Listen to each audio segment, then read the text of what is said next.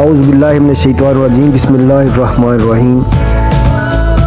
پیارے ناظرین، جیسا کہ اس سے پہلے ایک ویڈیو میں اپلوڈ کر چکا ہوں کہ یہ چینل جو ہے یہ لوگوں کو انشورنس کے بارے میں اویئرنیس دینے کے لیے بنایا گیا ہے۔ صحافت یا کسی بھی شعبہ میں آپ جب کسی سے بات کرتے ہیں تو میں سمجھتا ہوں میرٹ پہ ہونی چاہیے۔ ہر شعبہ کے طریق و روشن پہلو ہوتے ہیں۔ انشورنس کی اپنی اہمیت ہے اور میں سمجھتا ہوں اس وقت دنیا میں، خاص طور پہ ہمارے مشرقی ممالک میں، خاص طور پر پاکستان میں لائف انشورنس ہر گھر کی ضرورت ہے۔ بدقسمتی سے وقت کی ضرورت سے ناشنا بعض علماء معذرت کے ساتھ اور بعض انشورنس کے ورکر ہمارے جو موجود ہیں ہمارے اپنے درمیان، میں بھی شاید ان میں شامل ہوں اور کچھ لوگ بھی ہیں، تو ان کی غلطیوں کی وجہ سے بھی انشورنس انڈسٹری پہ لوگوں کا اعتماد اس حد تک بحال نہیں ہو سکا جیسے ہونا چاہیے۔ تو میں سمجھتا ہوں ہمیں تاریخ پہلو بھی اجاگر کرنے چاہیے۔ میرا یہ ایک کالم اخبار میں شائع ہوا تھا اور دوستوں نے بولا کہ ویڈیو بھی اس کی اپلوڈ کروں، تو یہ پوری ویڈیو سنیے، دیکھیے گا۔ جو بندہ انشورنس سے وابستہ ہے یا کروانا چاہتا ہے سب کے لیے یکساں مفید ہے۔ ناظرین، لائف انشورنس دور حاضر میں کسی بھی فرد، خاندان، معاشرہ اور ملک کے لیے یکساں اہمیت کی عامل ہے۔ جب ہم انشورنس کی تاریخ دیکھیں یا انشورنس کے مقابلہ میں بینکنگ اور دیگر مالیاتی سرکل کا تقابلی جائزہ لیں یا ایک معیشت دان کی نظر سے دیکھیں تو دنیا کی واحد انڈسٹری یا کاروبار ہے جو ہمیں ہر گزرتے دن کے ساتھ ترقی کرتا اور لوگوں کا بھرپور اعتماد حاصل کرتا نظر آتا ہے۔ جنرل انشورنس ہو یا لائف انشورنس، ہر گزرتے دن کے ساتھ دنیا بھر میں اس کی افادیت اور زندگی میں اس کی اہمیت کا احساس بڑھ رہا ہے۔ اور اگر کسی بھی گھر، معاشرہ یا ملک کی معیشت کی مضبوطی کو دیکھیں تو اس میں انشورنس کا کردار سب سے اہم نظر آئے گا۔ ہم اپنے پیارے وطن پاکستان کی معیشت کا جائزہ لیں تو اس میں انشورنس کا کردار ریڑھ کی ہڈی جیسا نظر آتا ہے۔ بانی پاکستان قائد اعظم محمد علی جناح نے پاکستان کی معیشت کی مضبوطی کے لیے انشورنس کی ترقی پر زور دیا۔ پاکستان بننے کے بعد 32 کمپنیاں انشورنس کے میدان میں تھیں جو جنرل انشورنس کے ساتھ ساتھ لائف انشورنس کا کام بھی کر رہی تھیں، لیکن ماضی بتاتا ہے کہ سماجی سطح پر نہ یہ حکومتی سطح پر عوام کو انشورنس کی اہمیت سمجھائی گئی۔ کمپنیز تو اپنا کام کر رہی تھیں لیکن اصلاحات کی ضرورت محسوس نہ کی گئی۔ جب ذوالفقار علی بھٹو نے اقتدار سنبھالا تو انہوں نے بہت سے شعبہ جات میں انقلابی اصلاحات کی۔ انشورنس سیکٹر میں یہ تبدیلی کی کہ 32 کی 32 کمپنیز کو قومی تحویل میں لے کر صرف ایک نام دے دیا گیا۔ اس سے انشورنس کی ترقی کی جو رفتار زیادہ ہونا تھی کم ہو گئی۔ انشورنس کا بزنس تو بڑھا صرف وقت کی ضرورت کے تحت، لیکن جو اس شعبہ کی ترقی کی رفتار متوقع تھی یا جو رفتار ترقی کی ہونی چاہیے تھی، جتنی تیزی سے ہونی چاہیے تھی، اس سے بہت ہی کم اس شعبہ نے ترقی کی۔ کہاں 32 کمپنی کی مینجمنٹ، ان میں مقابلہ بازی کا رجحان، اور کہاں ایک ادارہ کی اجارہ داری۔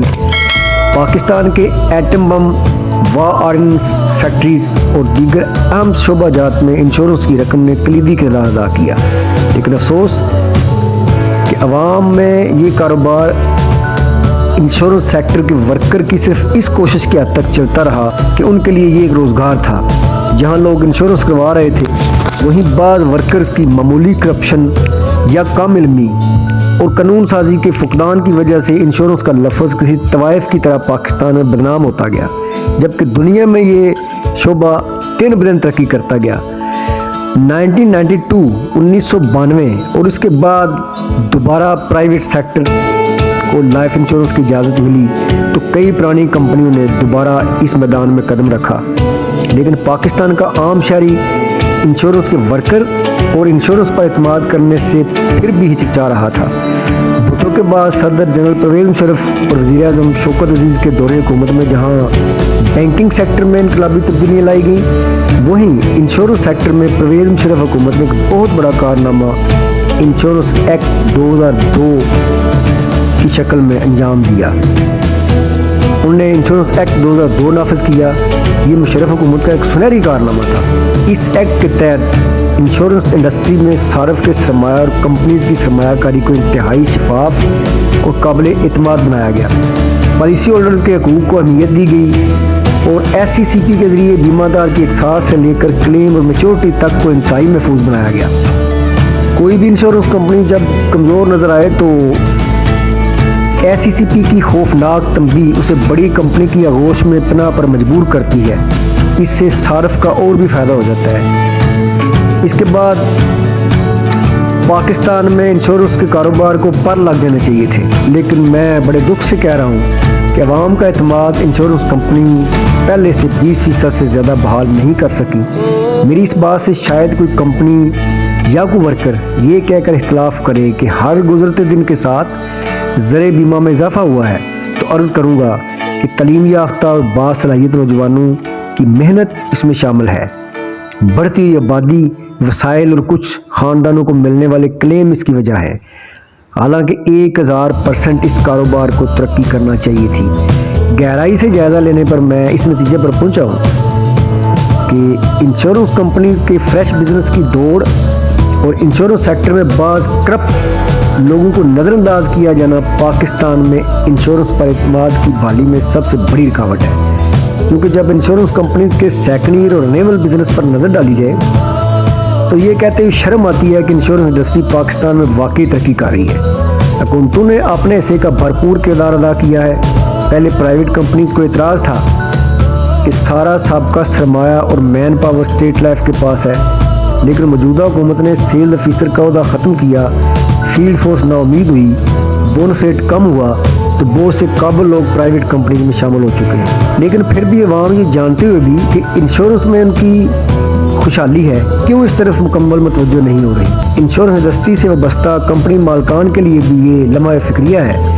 پاکستان میں انشورنس سیکٹر کی متوقع ترقی نہ ہونے میں جہاں معیشت وقت کی ضرورت کو نہ سمجھنے والے بعض علماء کا منفی کردار ہے، وہیں بعض پرائیویٹ کمپنیز کی مثالتی روش بھی شامل ہے۔